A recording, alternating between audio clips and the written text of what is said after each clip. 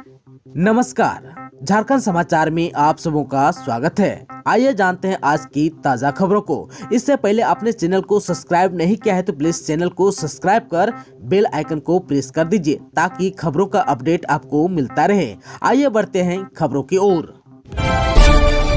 गोड्डा हसदिया रेलखंड पर electric train का परिचालन जल्द।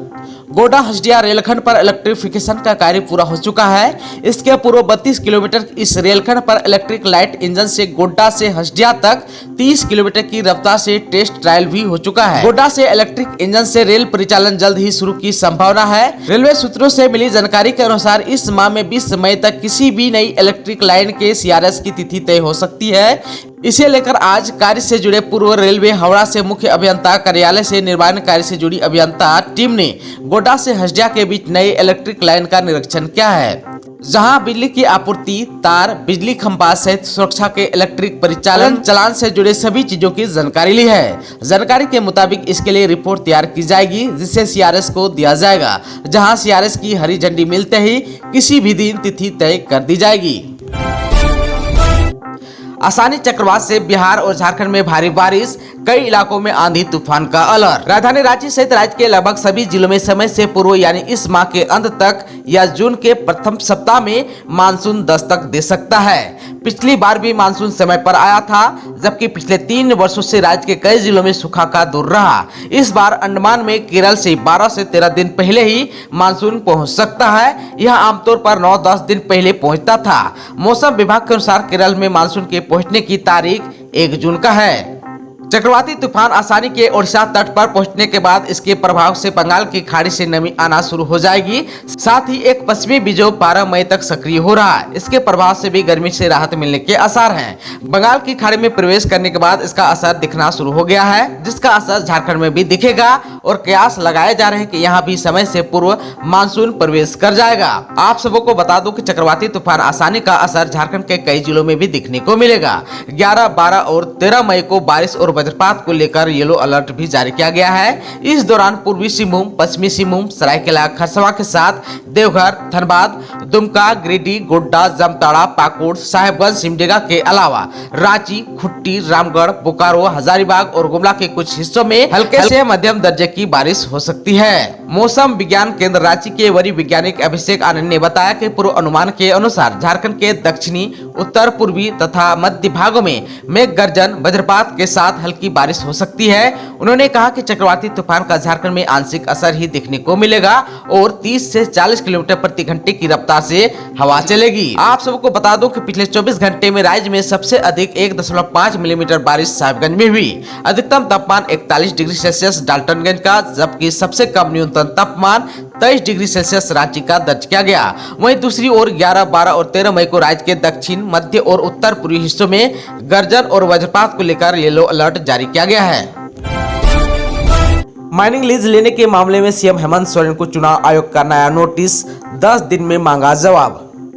CM हेमंत सोरेन ने चुनाव आयोग द्वारा भेजी गई नोटिस पर अपना पक्ष पेश करने के लिए 4 हफ्तों का समय मांगा था, लेकिन CM के आग्रह के बावजूद आयोग ने उन्हें 10 दिन का अतिरिक्त समय दिया है। अब CM श्री सोरेन को माइनिंग लीज लेने के मामले में 20 मई तक आयोग के समक्ष अपना पक्ष रखना होगा। पहले श्री सोरेन को 10 मई तक जवाब देना था। इधर 5 अप्रैल को ही CM ने आयोग को भेजे गए आवेदन में समय बढ़ाने का आग्रह किया था। अपना आवेदन चुनाव आयोग को स्पीड पोस्ट के माध्यम से भेजा था। आप सबको को बता दूं कि CM श्री सोरेन ने आयोग से समय बढ़ाने के लिए 3 कारणों का उल्लेख किया है। उन्होंने आयोग से कहा है कि 2 मई को नोटिस मिली है और 10 मई तक जवाब देने के लिए कहा गया था। इतने कम समय में अपना पक्ष सही तरीके से पेश करना संभव नहीं है। पत्र में कहा कि आयोग ने अपनी नोटिस के साथ 600 पन्नों के उस दस्तावेज को भेजा है जिसे मुख्य सचिव ने चुनाव आयोग को भेजा था। सभी दस्तावेज हिंदी में है और उनका पक्ष पेश करने वाले अधिवक्ताओं को इसे सही समझने के लिए अंग्रेजी में इसका अनुवाद करना जरूरी है। इसमें भी वक्त लगेगा। इसके साथ उन्होंने अपनी मां की बीमारी का भी हवाला दिया है। पत्र में CM ने कहा कि उनकी 67 वर्षीय मां पिछले 8 महीने से गंभीर रूप से बीमार है। 28 अप्रैल को उन्हें बेहतर इलाज के लिए हवाई मार्ग से रांची से हैदराबाद लाया गया है। फिलहाल वह AIG हॉस्पिटल के ICU में भर्ती है। उनके बेहतर इलाज और देखभाल के लिए उन्हें वहां रहना पड़ता है। आप सबको बता दो कि सीएम श्री सोरेन ने आयोग को भेजे गए पत्र में खुद पर लगे आरोपों को खारिज किया है। उन्होंने कहा कि यह मामला काफी महत्वपूर्ण है, यह उनके राजनीतिक करियर और सामाजिक स्थिति को प्रभावित करने वाला है।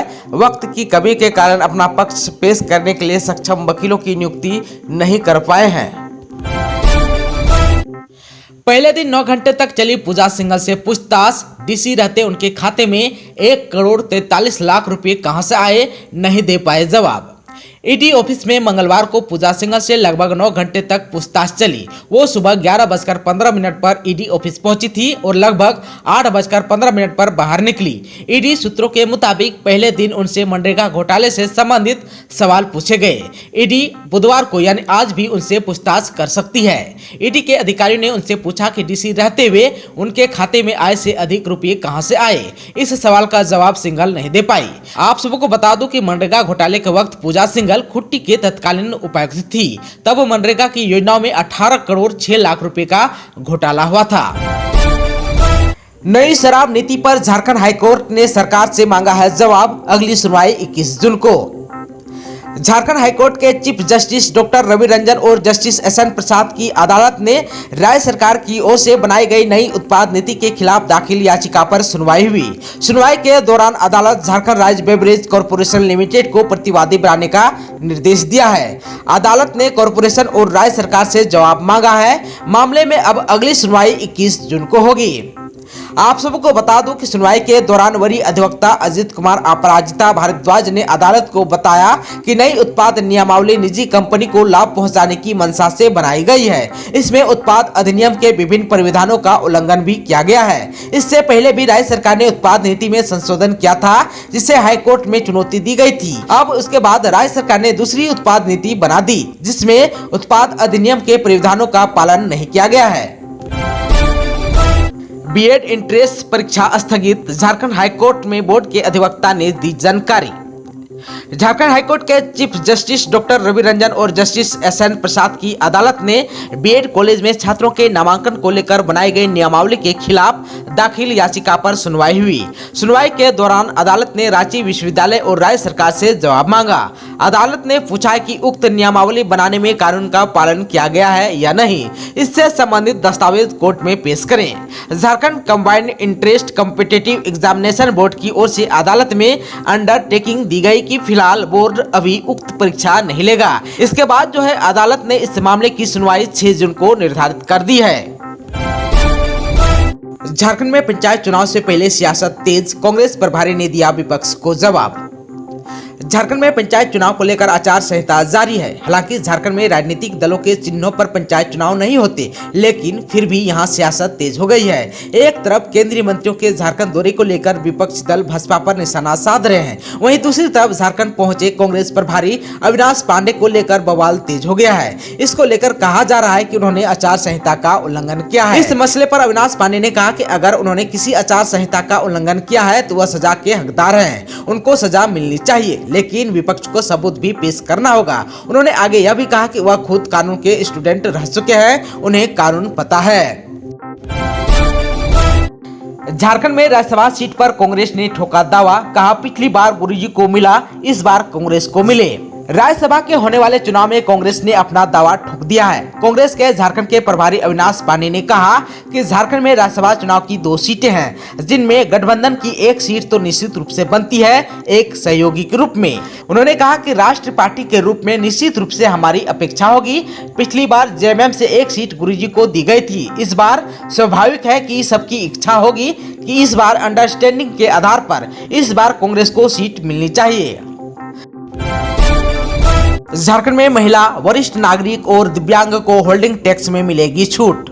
झारखंड के सभी नगर निकायों में लिए जाने वाले होल्डिंग टैक्स में 1 अप्रैल से बदलाव किया गया है। अब संपत्तियों पर होल्डिंग टैक्स सरकार रेट के आधार पर लिया जाएगा। इससे होल्डिंग टैक्स में काफी बढ़ोतरी हो जाएगी, लेकिन राहत की बात यह है कि महिला, वरिष्ठ नागरिक, दिव्यांग आदि को टैक्स में छूट दी जाएगी। झारखंड नगर पालिका संपत्ति कर नियमावली 2022 के अनुसार सभी नगर निकाय क्षेत्रों में 1 अप्रैल से संपत्ति कर की वसूली होगी। जिले में झुमरी तलैया नगर परिषद, कोडरमा नगर पंचायत और डोमचांच नगर पंचायत में अब इसके आधार पर टैक्स वसूला जाएगा। नई व्यवस्था में महिला, वरिष्ठ नागरिक, दिव्यांग, ट्रांसजेंडर और सेना में कार्यरत और रिटायर कर्मियों के स्वामित्व वाले संपत्तियों में टैक्स में 5% की छूट दी जाएगी। वोटिंग के दिन सील रहेगी झारखंड की सभी सीमाएं, यूपी, बिहार और छत्तीसगढ़ भी रहेंगे अलर्ट। पलामू के प्रमंडलीय आयुक्त डॉक्टर जट्टा शंकर चौधरी ने पंचायत चुनाव के दौरान सीमावर्ती अंतर्राज्यीय जिलों और प्रमंडल के पदाधिकारियों को समन्वय स्थापित करते हुए अंतर्राज्यीय सीमा पर विशेष निगरानी और सतर्कता बरतने का निर्देश दिया। आयुक्त सोमवार को पलामू जिला समाहरणालय के सभागार में प्रमंडल के तीनों जिले पलामू, गढ़वा और लातेहार के साथ ही सीमावर्ती राज्य यूपी, बिहार और छत्तीसगढ़ से लगे जिलों के आला अधिकारियों के साथ बैठक कर चुनावी तैयारियों के मद्देनजर विधि व्यवस्था की समीक्षा कर रहे थे। झारखंड में त्रिस्तरीय पंचायत चुनाव के तहत प्रथम चरण का मतदान आप सबको बता दो कि 14 मई को होना है। आयुक्त ने अंतर्राज्यीय जिलों के प्रशासनिक और पुलिस अधिकारियों के साथ बैठक में विशेष सख्ती रखने, गड़बड़ी की आशंका या गड़बड़ी की शिकायत पर संबंधित असामाजिक तत्वों के खिलाफ सख्त कार्रवाई करने का निर्देश दिया। कहा कि अंतर्राज्यीय जिलों से उम्मीदवार या उनके समर्थकों द्वारा असामाजिक तत्वों को बुलाकर मतदान को प्रभावित करने की कोशिश करने वालों के खिलाफ त्वरित कार्रवाई की जानी चाहिए। चुनाव से ठीक पूर्व और चुनाव के दिन बॉर्डर चेक पोस्ट को क्रियाशील करते हुए विशेष चेकिंग अभियान चलाने का निर्देश दिया, ताकि किसी भी तरह से असामाजिक तत्वों, अपराधियों एवं संदिग्धों का प्रवेश पलामू प्रमंडल सहित राज्यों में नहीं हो। दोस्तों, अभी तक आपने चैनल को सब्सक्राइब नहीं किया है तो प्लीज चैनल को सब्सक्राइब कर बेल आइकन को प्रेस कर दीजिए, ताकि खबरों का अपडेट आपको मिलता रहे।